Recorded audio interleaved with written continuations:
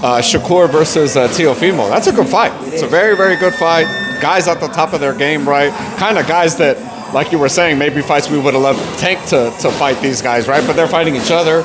Credit to them. Man, that's a very chess matchy type fight. Right? It is. It's gonna be a great fight when it does happen, especially if Teofimo comes in at his best, because we've seen some great performances, but then we've also had those questions about Teofimo's mind, mentality in boxing, his future.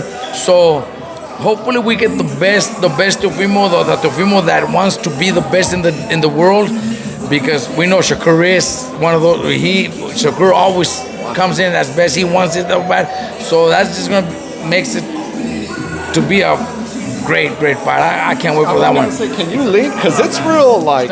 Me personally, I've known both of them. I could say I know Teofimo and his dad Junior a little more, so I would probably be cheering for him. But Shakur's been great to us too, man. Shakur, every time we see each other, he's great. In Saudi when we were over there with Vergil, he never had a problem with us training at the same time with him. He's a great dude, man, great person. So it's gonna be a hard pick, because between both of them, it's hard to pick a winner, honestly. Leaving the relationships aside, it's hard. It's difficult. It's difficult because they're both very talented. They both have their own advantages to pull off the win. But in my heart, I'm probably gonna lean towards Teofimo. Do you remember those guys from the amateur days? Like, is there 100%. Is there any memories specifically about Shakur or Teofimo that come to mind? Like, kind of your first memory of like, oh shit, I gotta keep my eye on that kid. With Shakur, always knew all the tournaments. That's a kid to wait. Obviously the Olympics and all that. That's a kid that everybody wants to keep an eye.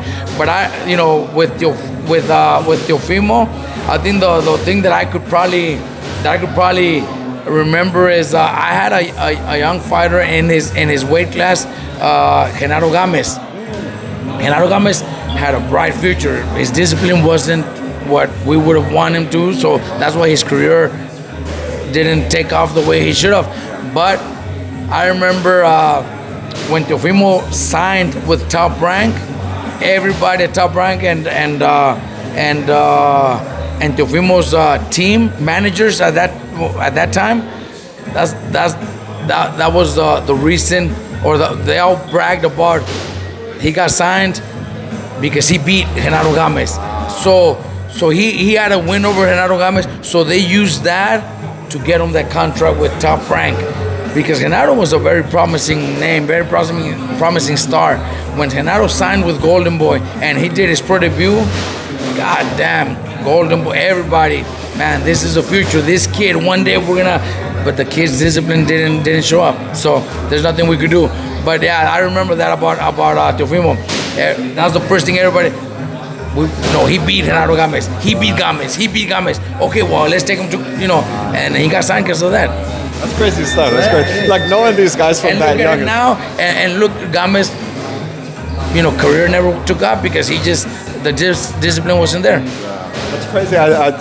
Boxing's littered with stories like that, right? Exactly. Yeah. Robert, pleasure, brother. Thank you so much for having me, man. Thank you.